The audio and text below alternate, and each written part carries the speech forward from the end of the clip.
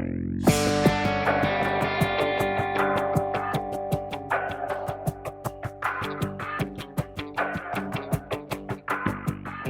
right, welcome into the AGP Nation. Our guest this week is Andrew Follett. He is a CEO and founder of a couple of different companies. One is Demo Duck, and the second is Video Brewery. Andrew, welcome into the show. Thanks so much for your time. Thanks, Adam. So you started Demo Duck years ago as a video marketer. You built that platform out, and then the next thing you know, you said, "I'm not busy enough. I'm not doing enough. Let's start something new, and let's go into Video Brewery." Tell me a little bit about what both those companies do. Sure. Yeah, so when I started Demo Duck, it was basically I was doing screencast tutorial videos, so kind of demo videos walking people through how to use a website, so how to log in, how to create an account.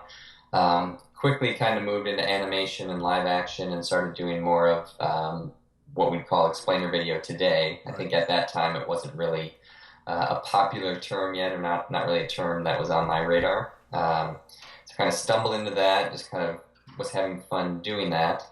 And so about a year and a half into that, we were growing pretty rapidly, had a lot of leads coming in, and didn't really have enough bandwidth to take on all the projects that were, potentially that we could be taking on. So Video Brewery kind of spawned out of that. So the model at Demo Duck is really that in-house work creatives and producers, and then we collaborate with people outside. So we have designers and animators and videographers across the country and around the world that we bring in on a project.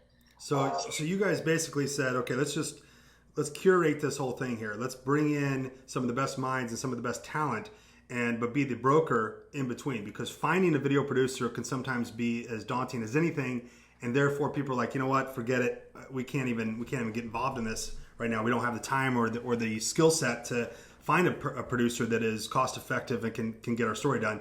So you guys have said, well, let's help with that process and let's get these right people to your door.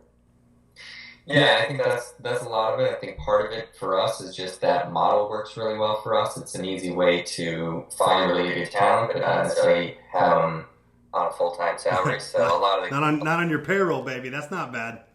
And it gives us flexibility. So sure. Beyond kind of the payroll, it gives us the option to do any type of style or design that you might want. So instead of being kind of beholden to one designer in-house who's kind of doing, maybe they're flexible, but ultimately they have a style that they have to work within. So that gives us the opportunity to kind of go outside of that and say, hey, we really want to solve your problem. So what's the best way to solve that problem?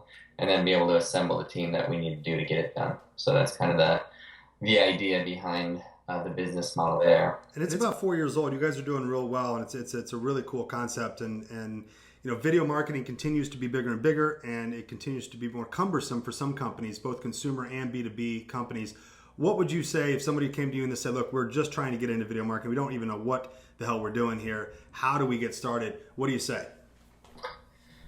Yeah, so for a lot of companies, I think they do come to us with that, and part of it is just figuring out what are the priorities. I mean, there's so many different directions you can take. So a lot of times we'll show them kind of a customer journey funnel. So from a brand awareness all the way down to the consideration stage, all the way down to making that final decision, and then retention.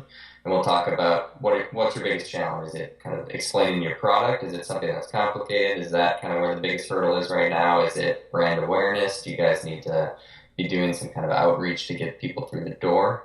And once we've kind of nailed down what that priority is and where the pain point really is, then we'll start to try to narrow down what's the best solution we can bring with video, and kind of trying to find the right solution. And that may be an explainer video, it might be a customer story video, it might be more of a educational content that experts within the company are putting out. The solution could come in many different forms, but ultimately trying to find kind of what is the right fit, and then secondarily try to figure out the video medium and stuff and all that. So what do you think the toughest thing about video production is for a company to wrap their head around right now?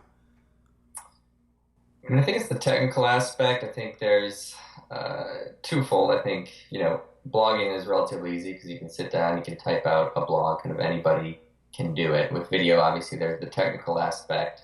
I think in some regards it seems easier than it is. I mean, there's a lot that goes into it. lighting, audio, Yeah.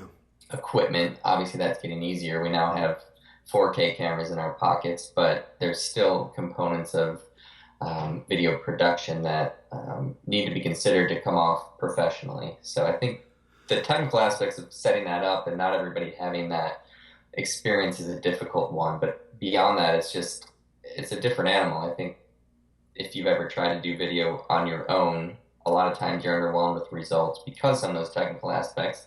But there's also a lot of practice that goes into it and kind of getting it done well. Well, and I think too that there's got to be a creative spirit and a creative mind that is looking into that and saying, okay, how does this look at the end of this? I know what this shot looks like. I know what I want to try to capture, but how do I put it all together and make it interesting and entertaining and drive a point? Sometimes that's the most difficult. You can shoot for 2 days straight, but putting it all together in that post-production is perhaps the toughest angle that many companies probably struggle when they try to do things internally. I'm under the belief that there's still a room for that internal team of these companies to do the smaller videos, to do kind of the behind the scenes and just stuff on their phones and stuff on a camera that they buy for quick content and quick captures of things. But they've got to couple that with a much better and higher produced version, albeit not expensive. It doesn't always have to be $50,000, $60,000, $70,000 like some people think. There is this notion of what can I do just as a production team with the stuff in my backpack? Yeah. Can I capture a cool story and unique angles just with the things that I have? And with cameras smaller and smaller now, that process is easier. So I think price is probably the most confusing thing that we want to make sure we tell people, hey, look, this doesn't have to be your entire marketing budget. Right. Would you agree? Yeah, I would agree. I think price is just one of the biggest hurdles in general when it comes to video. I think there's just so many misconceptions on what it should cost. Yeah. I think you're spot on. There are things that you should be doing in-house that you can do for low budget. If you go to Wistia, I don't know if you're familiar with Wistia, but they do a lot of great content.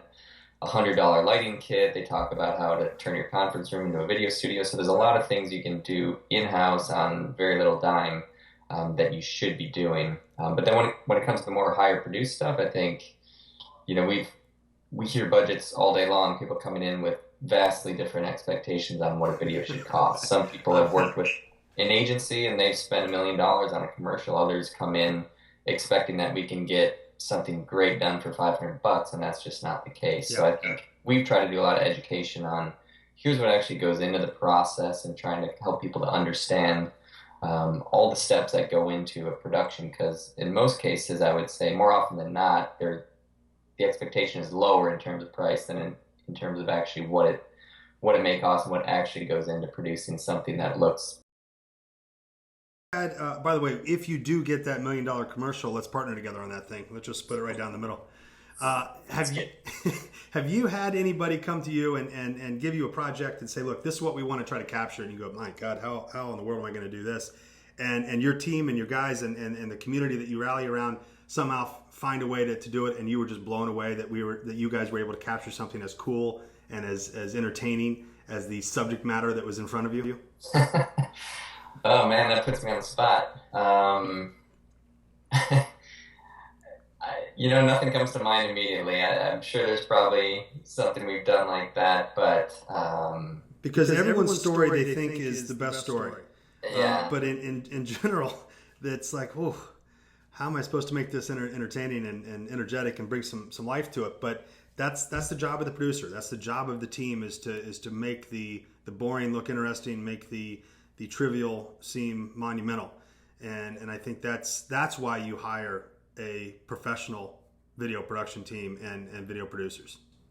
Yeah, I think the biggest issue we've had is just trust and getting clients to take a risk. So I think a lot of people are used to, if they're in a boring industry, quote unquote boring industry, they're used to putting out the type of content they put out and the kind of white papers they put out, and it's very difficult for them to kind of see beyond that and try to take a risk and do something different with video. And I think that's our biggest challenge as a company and as producers, is try to figure out how do we convince these guys that they can do so much more with this, and that there is an interesting story to be told here, but it's just a matter of finding that and committing to that story. I think we get a lot of people that want to play it safe. So they have different bosses to answer to, and there's different things at play here. So it's really a challenge to try to push the envelope a little bit, but that's the way that video really pays off. It brings that human component that other mediums can't. So if you can really do it well and take a little risk and bring that human side to it and a great story,